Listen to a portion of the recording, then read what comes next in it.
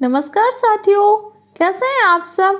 ना संघर्ष ना तकलीफ तो क्या खाक मजा है जीने में। बड़े बड़े तूफान थम जाते हैं जब आग लगी हो सीने में। आपके अंदर ये जुनून, जो पागलपन, ये जिद है ना कि आपको अपने माँ बाप का सपना पूरा करना है। इस जिद को, इस जुनून को बनाए रखना है हर हाल में, चाहे जैसी परिस्थितियां हों। अपनी मनोस्थिति को इतना मजबूत बना लो कि आप हर हाल में अपने माँ बाप का सपना पूरा करके दिखाना है। जो आपके पड़ोसी रिश्तेदार बोलते हैं ना आपसे नहीं हो पाएगा, उन्हें ही करके दिखाना है। जो व्यक्ति आपसे कहता है ये काम आपसे नहीं हो पाएगा, तो उस काम को करके दिखाने में सबसे ज़्यादा मज़ा आता है। तो बस मेहनत करते रहिए, जुनून होना चाहिए, पागलपन होना चाहिए, जिद होनी चाहिए कि हमें कर कर दिखाना है। तो उसी सीरीज में आपकी एनसीईआरटी की सीरीज चल रही थी। जैसा कि आप सबको पता है, किसी भी एग्जाम में आप टेट का, CTET, super TET, NCERT based question बहुत ज़्यादा पूछे जाते हैं। इसीलिए आप सबके साइंस की एनसीईआरटी सीरीज चल रही, जिसमें हमने क्लास 6 से स्टार्ट किया है। क्लास 6 का फर्स्ट टॉपिक हम डिस्कस कर चुके थे। आज हम क्लास 6 का जो सेकंड टॉपिक है, भोजन के घटक के बारे में डिस्कस करेंगे। तो चलिए कॉपी पेन ले लीजिए, ताकि हर एक इम्पॉर्टेंट पॉइंट के नोट्स बनाने हैं। सर्दियां हैं इसलिए आलस नहीं करना कि सिर्फ वीडियो को देख ले, आपको लिखना भी है, मेहनत करनी है, संघर्ष करना है, क्योंकि ये संघर्ष आपकी सफलता की इबारत लिख रहा है। मेहनत करते रहना है। तो आज जो हमारा सेकंड टॉपिक है, भोजन के घटक। तो आपने फर्स्ट टॉपिक में जाना था भोजन होता क्या है।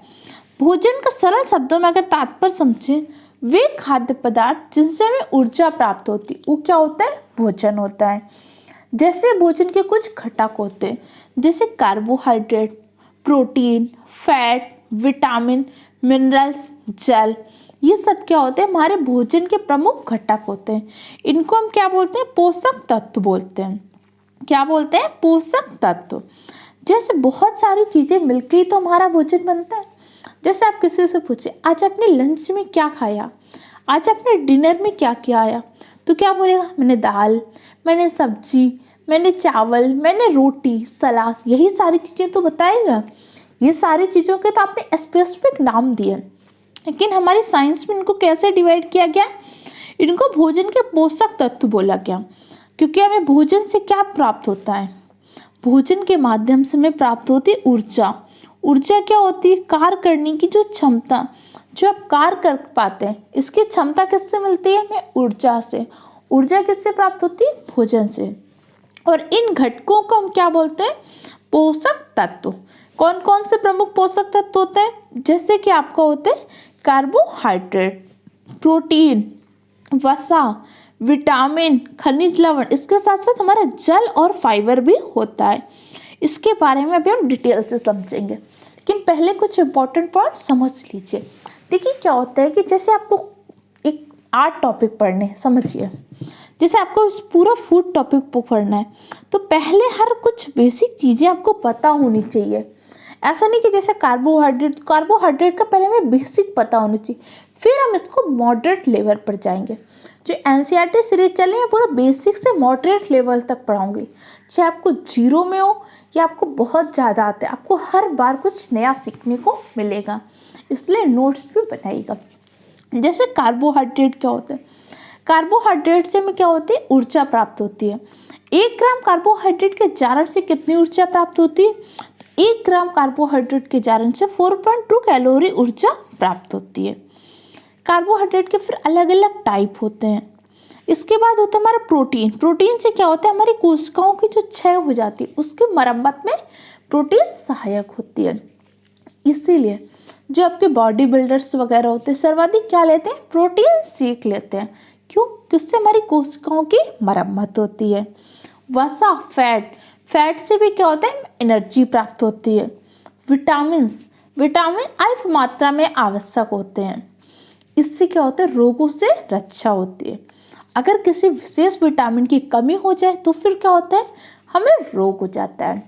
जैसे नोट डाउन करिए, विटामिन ए की कमी से कौन सा रोग होता है, रतौंधी। विटामिन बी की कमी से बेरी, विटामिन सी की कमी से स्कर्वी, विटामिन डी की कमी से रिकेट्स, विटामिन ई की कमी से बांझपन, विटामिन के की कमी से ब्लड क्लॉटिंग नहीं होती, रक्त का थक्का नहीं जमता। विटामिन से रिलेटेड और क्या पूछा जाता है आपके, जैसे केमिकल नेम पूछते हैं। विटामिन ए का केमिकल नेम क्या है, रेटिनॉल।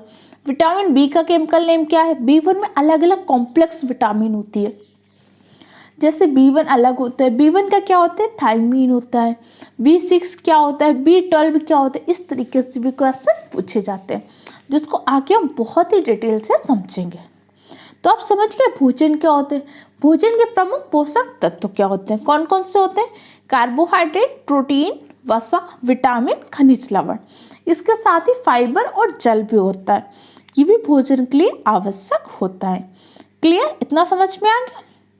अब चलिए, हमारी एनसीईआरटी में क्या है, परीक्षण दिया हुआ है कि जैसे आपको पता करना है कौन सी चीज़ कैसी है, तो कैसे आप परीक्षण करेंगे। जैसे इसने दिखाया स्टार्च का परीक्षण करना है, किस खाद्य पदार्थ में स्टार्च मतलब कार्बोहाइड्रेट पाया जाता है।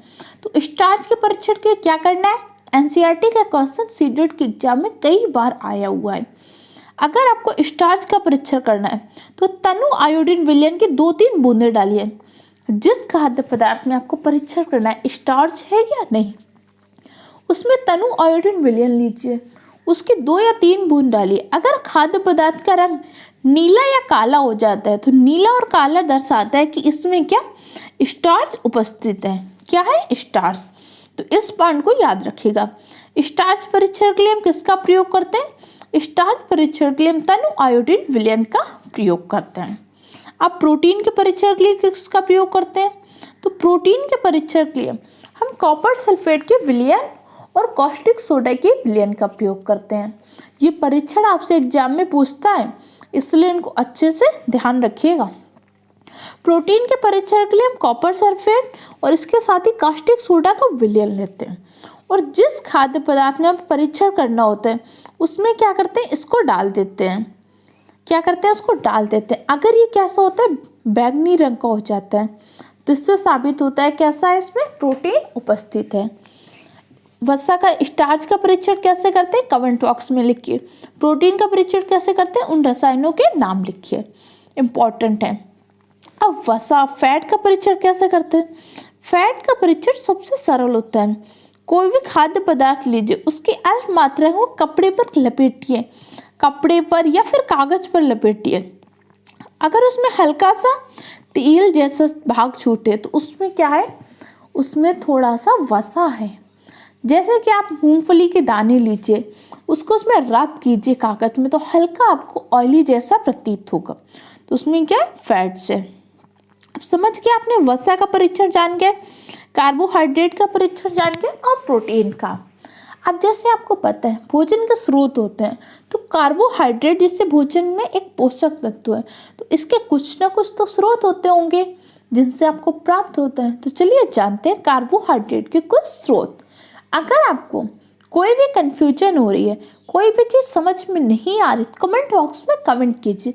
आपको जो चीज़ें बता रही हूँ सारी एग्जाम पॉइंट ऑफ व्यू से बहुत इंपॉर्टेंट है, और आपका टाइम बहुत इंपॉर्टेंट है, इसलिए स्पीड को मैंने थोड़ा तेज रखा है। अगर आपको स्पीड ज़्यादा तेज लग रही हो तो कमेंट सेक्शन में बता दीजिएगा, या फिर यूट्यूब पे ऑप्शन होता है, आप स्पीड को कम करके भी देख सकते हैं। आपको क्वालिटी एजुकेशन देना मेरा एम है। आपको क्वालिटी एजुकेशन चाहिए जिससे आप एग्जाम को क्रैक कर पाएँ, एग्जाम में क्वेश्चन टिक कर पाएँ। चलिए आगे देखते हैं। कार्बोहाइड्रेट के कुछ प्रमुख स्रोत कौन कौन से होते हैं, कार्बोहाइड्रेट के प्रमुख स्रोत जो आपका बाजरा होता है, चावल होता है, गेहूं होता है, शकरकंद, आलू, गन्ना, पपीता, तरबूज, आम, मक्का, ये सब क्या कार्बोहाइड्रेट के कुछ प्रमुख स्रोत हैं। इसके साथ ही हम जानते हैं कुछ हमारे वसा के स्रोत होते हैं, वसा के कुछ हमारे जानतो स्रोत होते हैं, और कुछ कैसे होते हैं, पादप स्रोत। भोजन के स्रोत कौन कौन से होते हैं, जानतो स्रोत क्या होते हैं, पादप स्रोत क्या होते हैं, इससे पहले की वीडियो में मैंने आपको समझाया था। अगर आपने अभी उस वीडियो को नहीं देखा तो चैनल की प्लेलिस्ट में जाके देख लीजिएगा। जैसे कि आपका मूंगफली है, मूंगफली क्या है, वसा का स्रोत है। बादाम वसा का स्रोत है। तिल वसा का स्रोत है। जो गिरी, जो आपकी नारियल की गिरी होती है, जैसे कोकोनट बोलते हैं, ये सब क्या वसा का स्रोत है। वसा का तो स्रोत है, लेकिन कैसे स्रोत है? वसा के पादप स्रोत है। अब हम फैट के कुछ जानतो स्रोत जान लेते हैं। जैसे कि आपका मांस होता है, मांस क्या है? वसा का स्रोत है, लेकिन कैसा स्रोत है? जानतो। मछली, अंडा, दूध, घी, मक्खन, क्रीम, ये सब क्या है? वसा के स्रोत हैं, लेकिन जंतु स्रोत हैं, क्योंकि ये हमें जंतुओं से प्राप्त होते हैं। क्लियर? इतने पॉइंट आपको समझ में आ गए? कोई भी कंफ्यूजन हो तो तुरंत कमेंट बॉक्स में पूछ लीजिएगा। अब चलिए आगे हम जान लेते हैं प्रोटीन के स्रोत। प्रोटीन के भी कुछ आपके जानतो स्रोत होते हैं, कुछ आपके पादप स्रोत। जैसे सोयाबीन, सोयाबीन में सर्वाधिक प्रोटीन पाई जाती है। मटर, चना, मूंग, तुअर दाल, राजमा, ये सब क्या प्रोटीन के पादप स्रोत हैं। इसके अलावा आपको दूध जो होता है, पनीर, मछली, मांस, ये सब प्रोटीन के स्रोत होते हैं, लेकिन कैसे स्रोत होते हैं? जानतु स्रोत होते हैं। जैसे अंडा, अंडा भी प्रोटीन का अच्छा स्रोत होता है। अंडा में कौन सा प्रोटीन पाए जाते हैं? कई बार एग्जाम में आपसे क्वेश्चन पूछता है, तो अंडा में एल्बुमिन प्रोटीन पाई जाती है। आपसे एग्जाम में क्वेश्चन पूछा है गया है, इसलिए इसको नोट डाउन कर लीजिए। इसके साथ ही आपसे पूछता है दूध में कौन सी प्रोटीन पाई जाती है? तो दूध में आपके केसिन प्रोटीन पाई जाती है। दूध से क्वेश्चन कई बार एग्जाम में पूछा गया है। दूध में प्रोटीन, केसिन प्रोटीन। दूध में कौन सी शर्करा पाई जाती है? तो दूध में आपके पाई जाती है लैक्टोज शर्करा। कौन सी शर्करा पाई जाती है? लैक्टोज शर्करा। लैक्टोज शर्करा के कारण ये दूध क्या होता है? मीठा लगता है। और जब दूध से दही बन जाता है तो यही लैक्टोज शर्करा किण्वन की प्रक्रिया के दौरान लैक्टिक एसिड में परावर्तित हो जाती है। क्लियर हो क्या? इतने पॉइंट आपको क्लियर हुए? टमाटर में कौन सा एसिड पाया जाता है? टमाटर में आपका पाया जाता है ऑक्जेलिक एसिड। इसके साथ साथ कई बार पूछते हैं जैसे मिर्च का तीखापन किसके कारण होता है? कैप्सिकन, कैप्सिकन के कारण मिर्च में तीखापन होता है। अब चलिए आगे देख लेते हैं। विटामिन ए, केमिकल नेम क्या होता है? रेटिनॉल। और विटामिन ए की कमी से कौन सा रोग होता है? तो विटामिन ए की कमी से रतौंधी रोग हो जाता है। विटामिन ए के स्रोत जैसे आपका आम है, गाजर, पपीता, दूध, मछली का तेल, ये सब क्या विटामिन ए के स्रोत हैं। जितने भी पीले फल होते हैं वो आपके विटामिन ए के स्रोत होते हैं। आगे जानते हैं विटामिन बी के कुछ स्रोत होते हैं, जैसे कि आपका गेहूँ, चावल, लीवर, ये सब विटामिन बी के स्रोत होते हैं। विटामिन सी के स्रोत जितने भी आपके खट्टे फल होते हैं ये सब विटामिन सी के स्रोत। संतरा, टमाटर, अमरूद, मिर्च, नींबू, आंवला, सर्वाधिक विटामिन पाया जाता है आंवले में। क्लियर? इसके साथ ही आपके विटामिन डी, विटामिन डी में सूर्य की सहायता से भी मिलती। इसके क्या स्रोत होते हैं? दूध, मक्खन, लीवर, मछली, अंडे, ये सब क्या होते हैं? विटामिन डी के स्रोत होते हैं। अब जो हमारा प्रोटीन युक्त भोजन होता है इसे हम क्या बोलते हैं? शरीर वर्धक भोजन। जैसे कि मैंने इससे पहले ही आपको बताया था कि जो भी बॉडी बिल्डर्स होते हैं क्या लेते हैं? प्रोटीन से, क्योंकि प्रोटीन क्या करते हैं? हमारे कोशिकाओं की क्षय व मरम्मत के लिए उत्तरदायी होती है। इसीलिए प्रोटीन युक्त भोजन को हम क्या बोलते हैं? शरीर वर्धक भोजन बोलते हैं। और विटामिन क्या करते हैं? रोगों से हमारे शरीर की रक्षा करते हैं। जैसे कौन कौन से प्रमुख विटामिन होते हैं? ए, बी, सी, डी, ई और के, ये आपके क्या होते हैं? प्रमुख विटामिन होते हैं। अब विटामिन से क्वेश्चन और पूछता है, इनमें से कौन सा विटामिन जल में घुलनशील है और कौन सा विटामिन वसा में घुलनशील? ये क्वेश्चन बहुत बार आपसे क्वेश्चन पूछा गया है। कौन सा वसा में है, कौन से जल में है? तो जो वसा में कौन कौन से हैं? डेका, आप शॉर्ट में याद कर लीजिए, डेका, जो डेका विटामिन है ये वसा में घुलनशील है। और जो बचे बी और सी ये जलन में घुलनशील है। Vitamin D, vitamin E, vitamin के और विटामिन ए, ये चारों विटामिन आपके क्या है? वसा में घुलनशील विटामिन है। विटामिन बी और विटामिन सी कैसे विटामिन है? जल में घुलनशील विटामिन है। या फिर इसे याद कर सकते हैं, हिंदी का मुहावरा है, गई भैंस पानी में। भैंस मतलब बी और सी किस में गई? पानी में। तो विटामिन बी और विटामिन सी किस में घुलनशील है? जल में घुलनशील विटामिन है। याद कर लीजिए, किसी भी तरीके से आप याद करिए, बस याद कर लीजिए, बहुत इंपॉर्टेंट है।